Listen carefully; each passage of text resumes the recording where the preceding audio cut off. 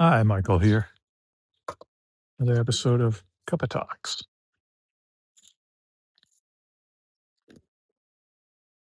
Today, I'd like to talk about art, music, and art in general.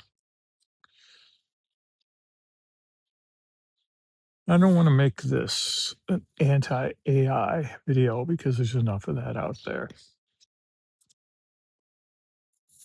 But what I want to really talk about is experiencing art live in person, which I think is very important, especially today because, we're all connected to the internet, to our phones and our computers. I'm on my phone or iPad or computer a lot, working on things and absorbing content. But I think it's really important to get out of your house and go places and experience art in person. Go to concerts, go see bands, especially as sound workers, because we play acoustic music. So we usually don't have microphones and speakers, that whole array like a rock band, but we play acoustic music. Go see other acoustic musicians. You have the opportunity, go see a symphony orchestra or a chamber group, a string quartet, a solo pianist, or go see some sort of folk music group, acoustic fiddle, guitar, things like that. Or go to some coffee house and see an acoustic pop group or country group or whatever. But I think it's important to hear acoustic music so that we can hear what the sound is like in a space. And we can take all that in, and that helps us be better at what we do because then we can more understand what's happening with our sound in an acoustic space. So I certainly suggest go listen to some acoustic music if you can. But also, yeah, go out and see rock bands. Go see them in the big amphitheaters with 30,000 other people. Go to see them in arenas. Go see local rock bands at the club down the street. Here it's summer here in Milwaukee. It's festival time. Lots of outdoor festivals, and they all have bands running. So I usually check out some of the bands and see what's happening, see what they sound like. But yeah, go experience live music. And enjoy it just for the pure enjoyment, but also look at it not so much with a critical eye, whether it's good or bad, but with an observant eye and ear as far as the sound of it. Because you can always bring that back to what you do. Even if you go see a rock band with all their amps and a big PA system, you can bring that back to what you do. There are things you can learn about sound and that. And like I said, listen to the sound in the venue, whether it's a small club, a big arena, or outdoors. I mean, I play outdoors sometimes with my sound sessions. So you can always hear things, but it's important. Train your ear. You got to listen to a lot of stuff and not just through earbuds like I'm using right now, AirPods or headphones or computer speakers, or even if you got a $10,000 stereo system and a special room for it. There's nothing like hearing live sound. Another part is visual art. I love visual art. When I'm traveling or my wife and I are traveling, we always try to go to museums. We love art. We love that sort of thing. We're both musicians, but we both love visual art. Our oldest son went to art college and he's an artist and does other things. Go see art in person. visual art, paintings, sculptures, things like that. It's nice to look at things in books, pictures of famous artworks, or on the internet, but there is a drastic disconnect there because you miss so much. In person, it becomes an experience. Let's take, 2 good examples, 2 famous examples, Mark Rothko and Jackson Pollock. Now, Rothko is known for painting, single color paintings or duo color paintings where the top is one color, the bottom's one color, things like that, very sort of monochromatic things. Pollock is known for very busy, lots of paint that he used to swirl. He would hang paint cans and punch a hole in them and then swirl them around and layer all this stuff. So 2 very different approaches to painting. And a lot of people will look at either of those, and their first reaction is, they'll see them in a book, and they go, "Ah, yeah, my 5-year-old does stuff like that, or my grandkids do stuff like that, or can do stuff like that." And they dismiss it. And it's easy to do that when you see a picture in a book that's this big. But if you see Rothko's and Pollock's in person, they're generally huge paintings. We're talking 4 by 8, 5 by 8, I don't know. They are generally very large paintings. And you go to a museum and you can get up close. I remember the first time I saw a Pollock in person, and I got to get, a couple feet from it. And I got to see the three-dimensionality of the painting. This is what you don't get from a book or the internet. Everything is two-dimensional, flat, completely flat. But when you see things in person, you get to see the three-dimensionality of it. There are layers and layers and layers and layers of paint. And, the canvas it's all different layers. So you get to see that, which brings a total new dimension. The third dimension, it brings, three-dimensionality into the painting. Suddenly you are looking at that and it takes on a different character.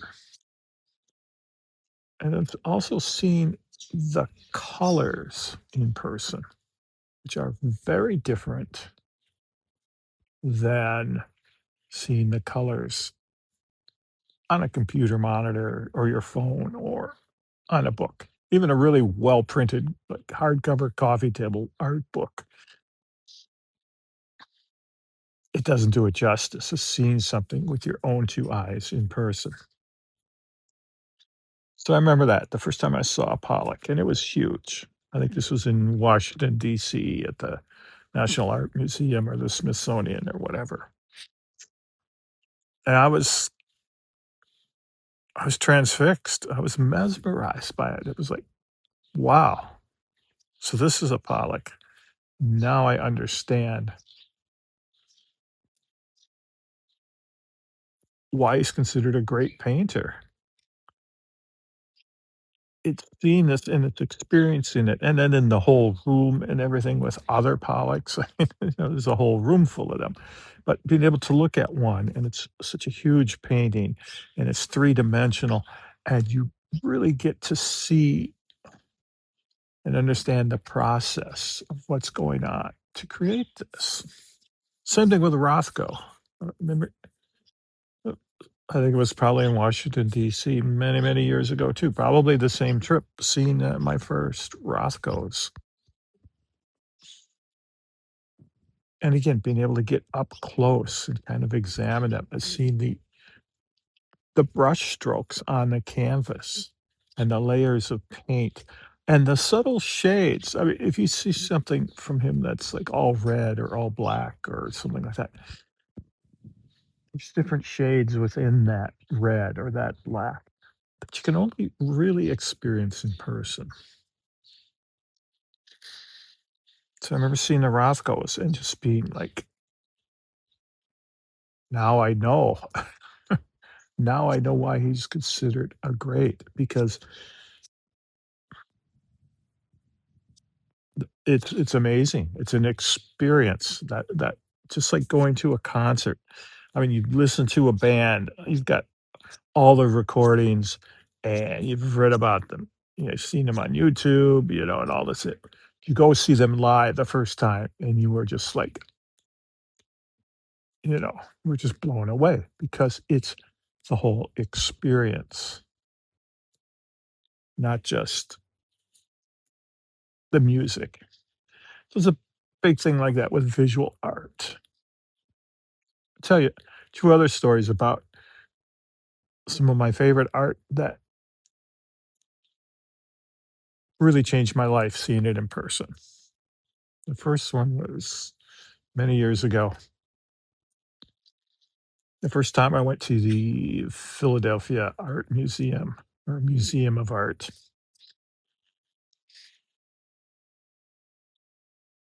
and they have an amazing collection. They have a whole room of the of Marcel Beauchamp art, many of his favorite, most famous pieces, and seeing those in person was really interesting. She's very conceptual, and you see it in person, and you kind of he used things like bicycles and urinals and things and called them art.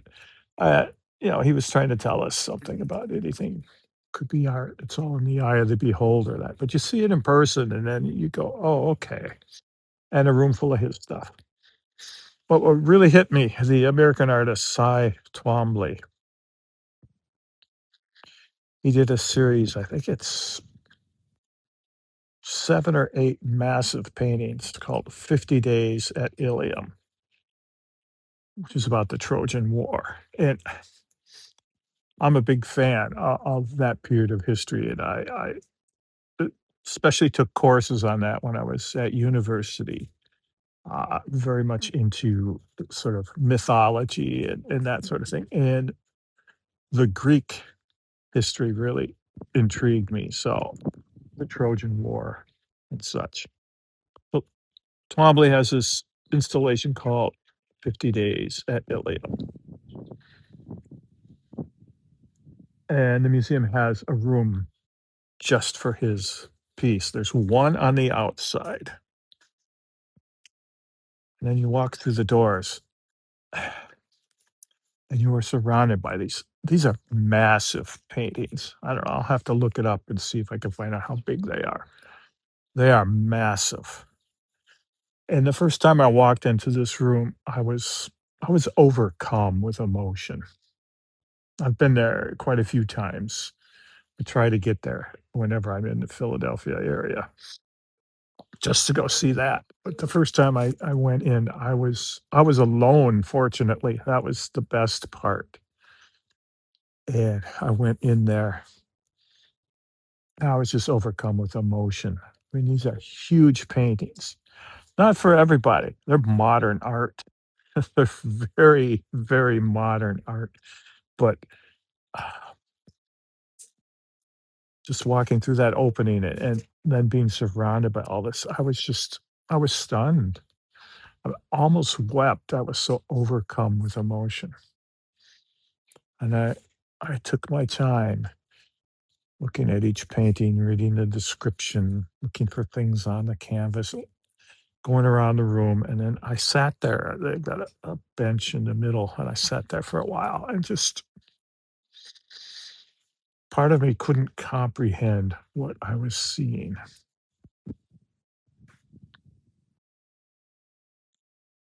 It was just and being there in the midst of it and being by myself, like I said, it was overwhelming, and I still felt that sense each successive time I've been there. Not quite like the first. I mean, there's nothing like your first of anything, but I still feel that sense of awe and emotion seeing that, especially because that whole story means a lot to me, and the way he depicts it is it's amazing, and seeing this art in person up close, being able to see the brush strokes, being able to take my time and really look at it, that's what art's about. It's about that emotional connection in person. Now, the second one I wanna talk about, just as important to me, if not more important,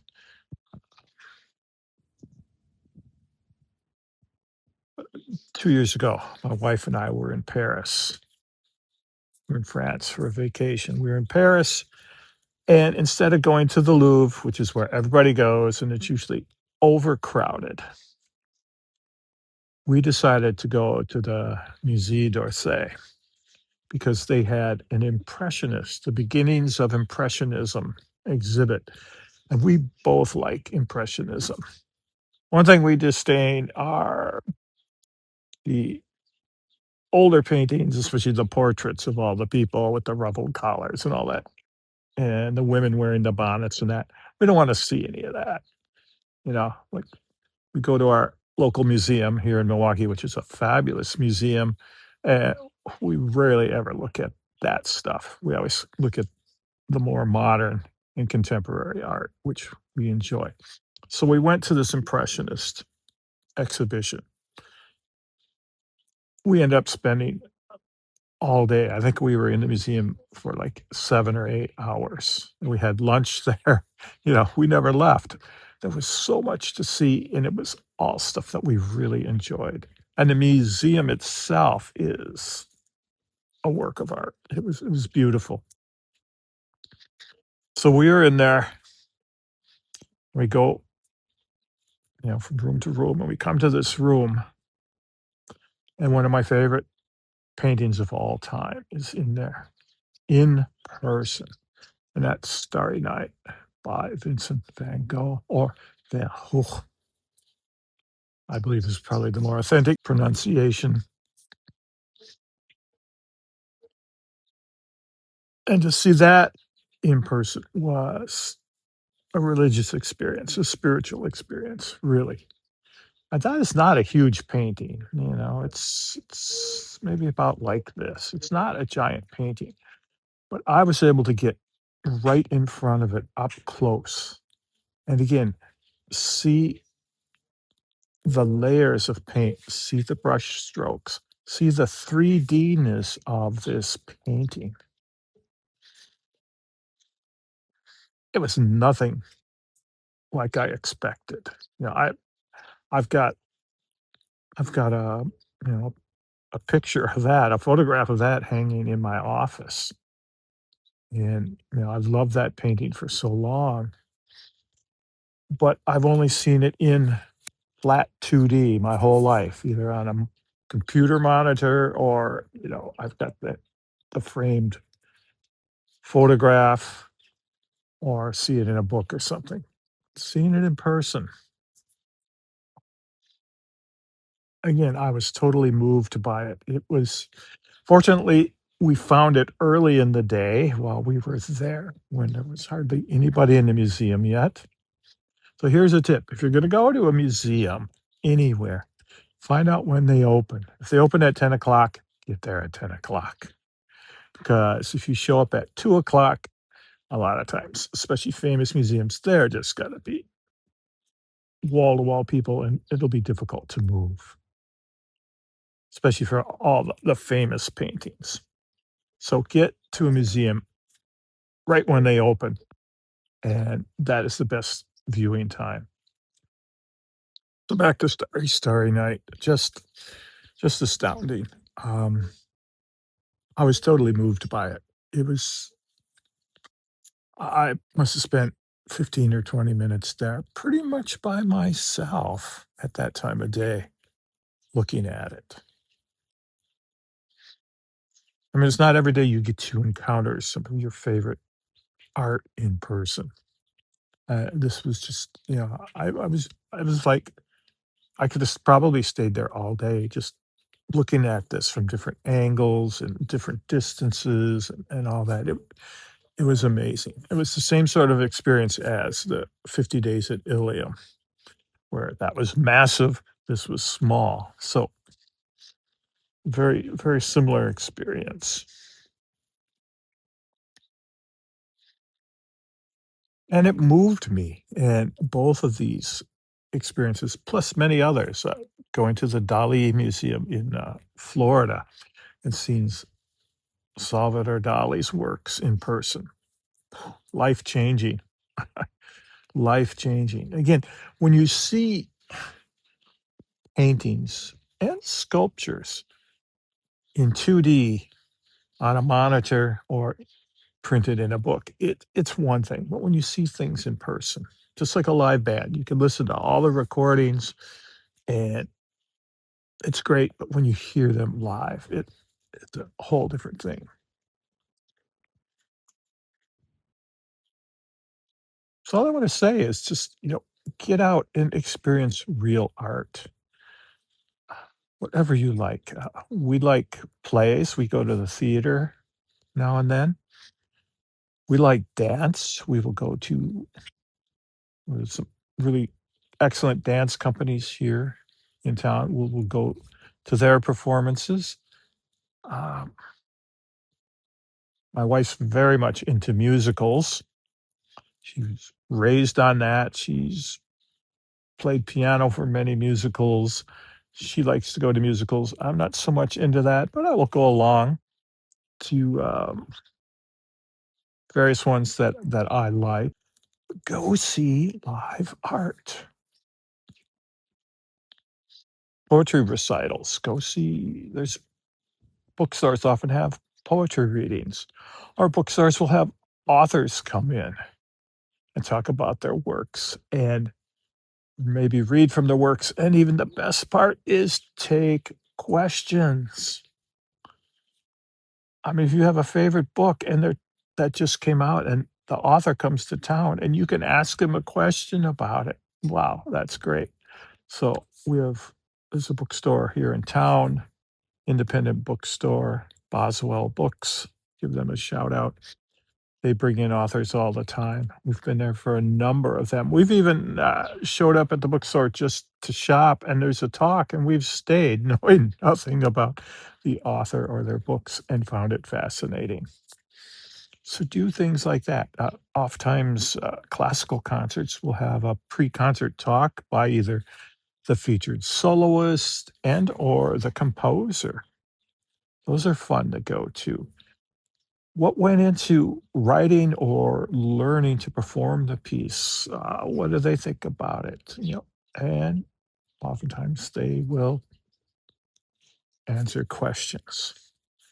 I mean, at my own sessions, whether it's a concert or a sound session, afterwards, I will take questions from people because I know people want to know, especially about all the different instruments I have. I have some very unique ones that few other people have. I have some instruments that I know nobody else around here has. So people are always asking about those.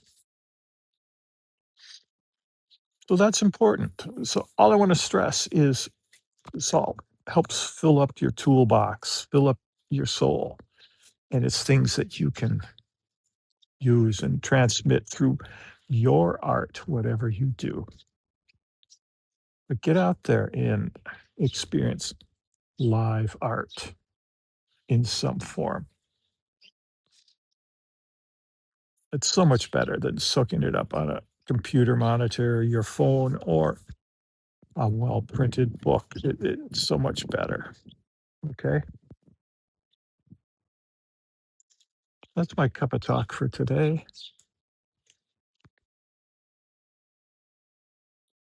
I'm drinking a wonderful Turkish tea today.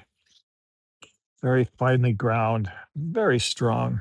The Turks know a little bit about tea. I always hear about like Turkish coffee and that, but they know their tea.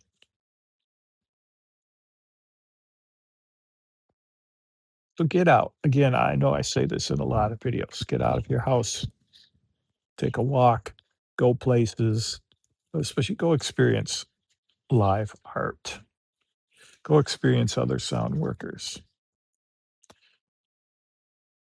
It only makes you better at what you do. All right. Have a good day. I will. It's only like 9:30 in the morning here, so I've got the whole day ahead of me. I'm gonna get out, work in the garden, enjoy the birds, enjoy the day. We'll see ya.